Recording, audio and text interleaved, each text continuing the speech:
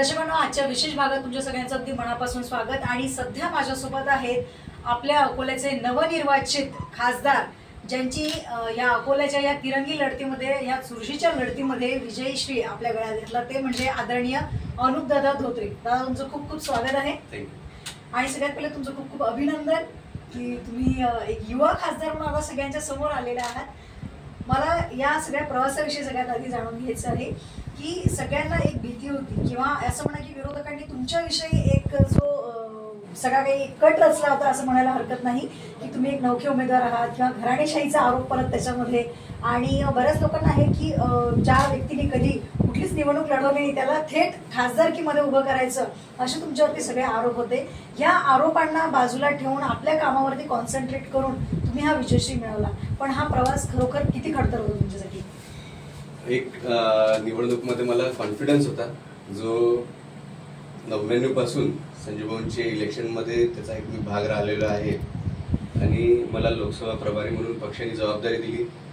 सोबतच लोकसभेतील सगळ्या कार्यकर्त्यांना एक आमचं मिशन महाविजय 2024 म्हणून होतं। यामध्ये सरकारने केलेले कामं, सरकारच्या योजना या लोकांपर्यंत पोहोचवणे आणि तसेही सगळ्या सर्वसामान्य लोकांच्या कायम मी संपर्कात होतो। एक शेतकरी म्हणून शेतकऱ्यांचे विषय मला माहीत होतं, एक कारखानदार उद्योजक म्हणून कारखान्यातील लोकांना येणाऱ्या अडचणी ह्या मला माहिती होत्या, युवा म्हणून युवकांशी माझा एक कनेक्ट होता। महिलांसाठी मोदीजींनी ज्या सगळ्या योजना आणल्या, या योजनेच्या माध्यमातून महिलांना मोदी सरकार ही आपलीशी वाटली, यामुळे एक मला कॉन्फिडन्स होता की एक लीड मिळेल आणि त्या लीडमध्ये युवकांचा आणि महिलांचा जो सहभाग मी पाहिला, त्याच्यामुळे विजय हा मला निश्चित वाटतो। क्या बात आहे। आता एक युवा आणि तडफदार नेतृत्व म्हणून तुमच्याकडे लोक बघतायत, तर माझा सगळ्यात पहिला प्रश्न तोच आहे तुम्हाला की युवकांसाठी तुमच्याकडे आता काय योजना आहेत किंवा काय आता संपूर्ण म्हणजे तुमचे पुढचे संकल्प काय आहेत त्यांच्यासाठी? युवकांसाठी सरकारने अनेक चांगल्या योजना आणल्या आहेत। विश्वकर्मा योजना आहे, मुद्रा लोन योजना आहे, AIF नावाची ॲग्री इन्फ्रा फंड नावाची योजना आहे। विश्वकर्मा योजनेमध्ये युवकांना प्रशिक्षण देणे, प्रशिक्षण दरम्यान स्टायपेंड सरकार देते, त्यांना लागणारं साहित्य हे सबसिडी स्वरूपात सरकार उपलब्ध करून देते, त्या व्यवसायाला लागणारं कर्ज हे 4% दरामध्ये सरकार उपलब्ध करून देते। मुद्रा लोनमध्ये पूर्वी ती अमाऊंट 20 लाख काहीतरी होती, आता ती 30 लाख पर्यंत क्रेडिट गॅरंटी, म्हणजे आपल्या कर्जासाठी आपल्याजवळ कुठलाही मॉर्गेज प्रॉपर्टी आपल्याला ठेवायची नाही, अशी ही मुद्रा लोन योजना सरकारने आणलेली आहे। शेतमालाला प्रोसेसिंग करताना एखादा शेतकऱ्याचा मुलगा असेल, एखादा ग्रामीण भागातील मुलगा असेल किंवा शहरी भागातील एखाद्या सर्वसामान्य कुटुंबातील मुलगा असेल, त्याला एखादा कारखाना टाकायचा असेल तर त्याचे आई वडील म्हणायचे की बाळ आपण कायम नोकरदार राहिलो आहे, सर्व्हिस सेक्टरमधले आपण लोक आहे, आपण सर्व्हिसच करायची आहे। परंतु सर्वसामान्य कुटुंबातील व्यक्ती देशाचा पंतप्रधान, देशातील सर्वोच्च पदावर गेल्यावर मोदीजींनी हा विचार केला की ग्रामीण भागाचा विकास कसा होईल, ग्रामीण भागामध्ये 12 महिने रोजगार निर्माण कसा होईल। 5 कोटीपर्यंत कर्ज हे बिना कुठल्या मॉर्गेज प्रॉपर्टीचा, बिना कुठल्या गॅरंटीचा शेतमालाला प्रोसेसिंग करायची योजना सरकारने आणली आहे।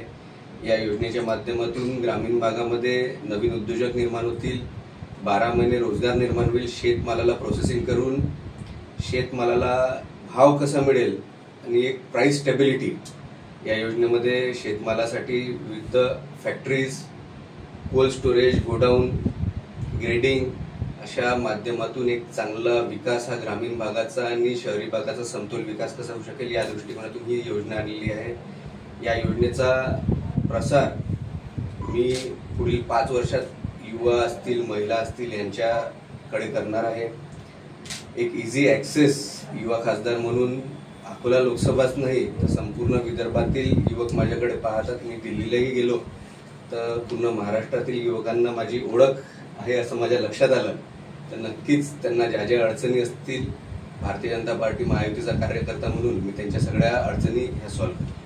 बिलकुल। आता तुम्ही जे मुद्दे बोलले की महिला असतील किंवा युवक असतील, पण प्रत्येक वेळेला मग ते प्रायव्हेट कंपनीज असू देत किंवा मग निवडणुका असू दे, राजकारण, समाजकारण, सगळीकडे महिलांना टार्गेट केलं जातं मतं मिळवण्यासाठी किंवा आपल्याकडे आकर्षित करण्यासाठी, पण त्यानंतर त्यांच्या प्रश्नांवरती बरेचदा बोललेच जात नाही। सरकार यासाठी तुमच्याकडे काय नियोजन आहे? सरकारने जितकेही निर्णय घेतले आहेत या निर्णयामध्ये महिलांना झुकतं माप देण्यात आलेलं आहे. आपल्या सरकारने सुकन्या समृद्धी योजना आणली, ज्याच्यामध्ये हायेस्ट रेट ऑफ इंटरेस्ट हे मिळेल अशी योजना आहे.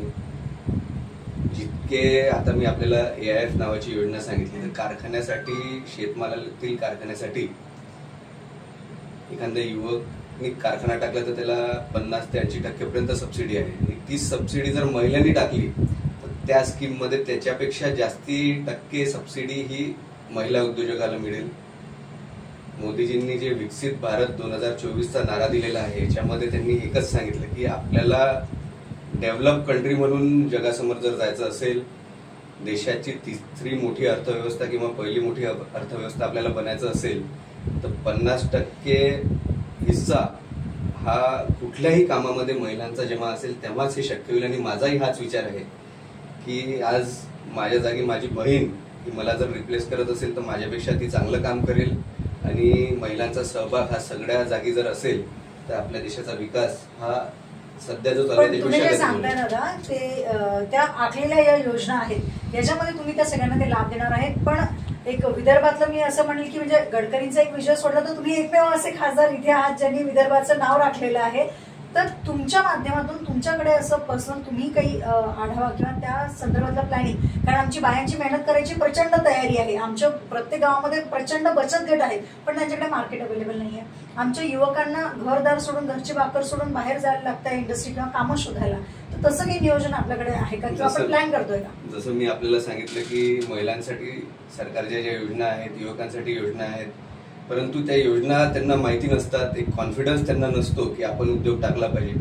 तो कॉन्फिडन्स देण्याचा प्रयत्न, त्या योजनांची माहिती देण्याचा प्रयत्न मी करेल. आपण जे म्हणाले की प्लॅटफॉर्म, खादी ग्राम उद्योग जी सरकारची, केंद्र सरकारची एक हे आहे, ब्रांच आहे, यामध्ये जो माल विकायचा असतो तर तो माल आपण पाहतो की स्टॉल वरती विकला जातो, एक नाव आपलं होतं. हे सबसिडाइज रेटमध्ये सरकार करते आणि हा आमच्या सरकारच्या पूर्वीपासूनच्या सरकारची ही योजना आहे. अशा ज्या योजना ह्या महिलांपर्यंत पोहोचवण्याचा एक प्लॅटफॉर्म मी नक्कीच येत्या 5 वर्षामध्ये बनेल.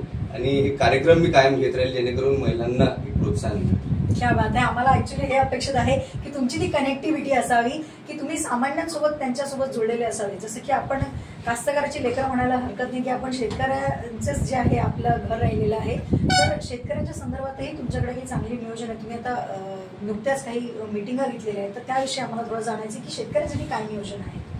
शेतकऱ्यांना सरकार शेतकऱ्यांच्या हिताचे निर्णय घेते, परंतु अधिकारी, शेतकरी, दुकानदार यांच्यामध्ये बरेचदा कम्युनिकेशनचा अभाव असतो. मी निवडून आल्यावरती, केंद्र सरकारची शपथविधी झाल्यावरती कृषी विभागामध्ये जाऊन मी त्यांना एकच सूचना दिल्या की हे जे मिसकम्युनिकेशन आहे किंवा एखादी खताची सप्लाय कमी आहे तर सप्लाय फॅक्टरीकडनं कमी नसतो, रेल्वेची रॅक नाही मिळत म्हणून खत 20-20 दिवस नाही पोहोचत, तर हे काम खासदाराचं असतं.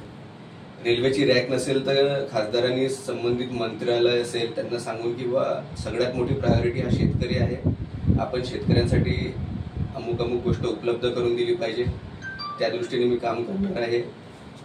शेतकऱ्यांसाठी माननीय देवेंद्रजींच्या माध्यमातून, शिंदे सरकारच्या माध्यमातून, अजितदादांच्या माध्यमातून एक खूप चांगला निर्णय सरकारने घेतला, ज्याच्यामध्ये शेतकऱ्यांना दिवसा 7 दिवस वीज कशी मिळू शकेल याकरिता ॲग्रिकल्चरचे जे AG कनेक्शन आहे हे कनेक्शन आणि सौर ऊर्जेचा वापर या माध्यमातून एक काम चाललेलं आहे.